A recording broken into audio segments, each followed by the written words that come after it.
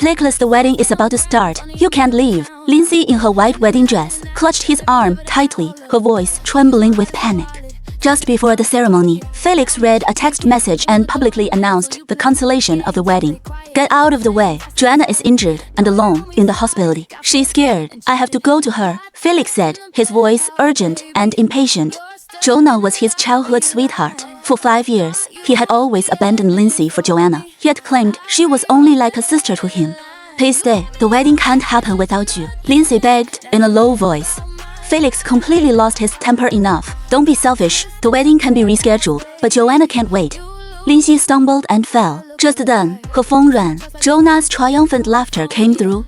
Linsey, do you like your wedding gift? Felix will always put me first. All the planning you did for this wedding was for nothing.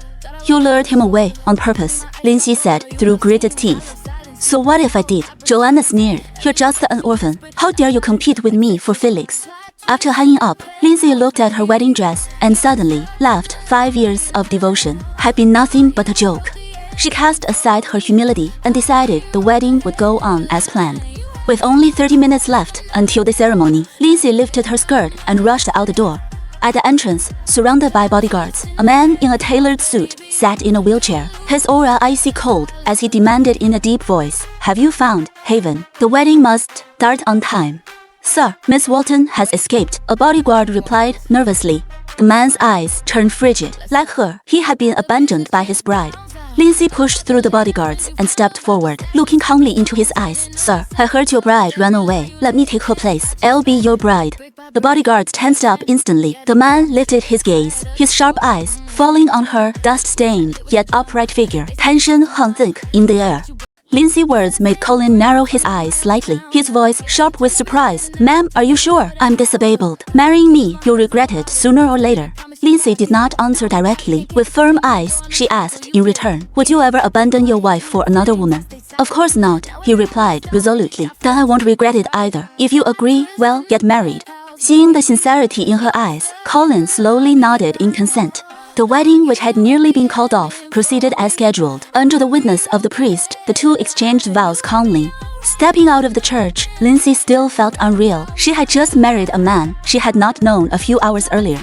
As she pushed the wheelchair down the steps, she finally remembered to ask his name, Collin Riley. Linsey's eyes lit up instantly. "You're the eldest son of the Riley family." Collin curled his lips into a mocking smile, regretting it now that you know you've married the city's so-called failure. His misfortunes were known to all. His mother died in childbirth. His father remarried. A car accident left him paralyzed. He expected Linsey to be disappointed, but there was no pity or disdain in her eyes, only deep understanding. Linsey gently held his hand. "I mean what I say. Now that we're married, it'll give you a warm home." Collin was full of doubt. "Well, see." He gestured towards the car. "Let's go home. A married couple should live together." Linsey hesitated. "I have some things to take care of first. Give me your address and contact information, and it'll move in once I'm done." After exchanging contact details, Collin drove away. Half an hour later, Linsey stood in front of the apartment she had once shared with Felix. She pushed the door open. The memories of the past now felt like a cage.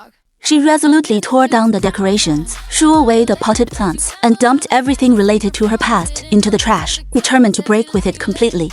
As she packed her luggage, Felix's questioning voice suddenly rang out. "Linsey, what on earth are you doing?" The once cozy apartment was now in a mess. Linsey was calmly packing her luggage, determined to erase every trace of the past.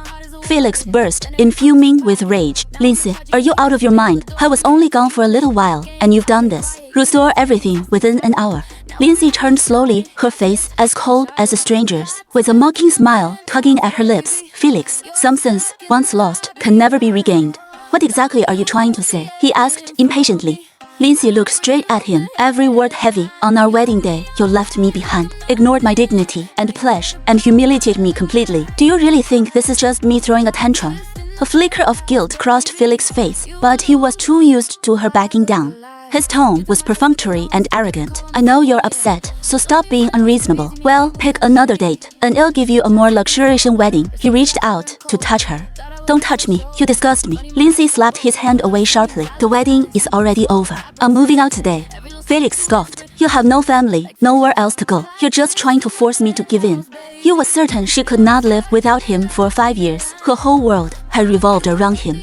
Just then, Joanna pushed the door open. Finding surprise, Felix, why are you still here? Linsey, what are you doing? I only cut myself with a fruit knife. He was just worried about me and stayed with me for a few days. At the sight of the suitcase, she put on a wronged expression. You're leaving. I'm sorry if I made you uncomfortable. I apologize. Linsey let out a cold laugh and stepped forward. You really want to apologize? Jonah nodded quickly, acting utterly sincere. I'll do anything to make you forgive me. Fine Linsey's smile was icy. In the next second, a crisp slap landed hard across Joanna's face. That single blow cut through all their entanglement, grievances, and obsessions, and put a definitive end to everything between her and Felix.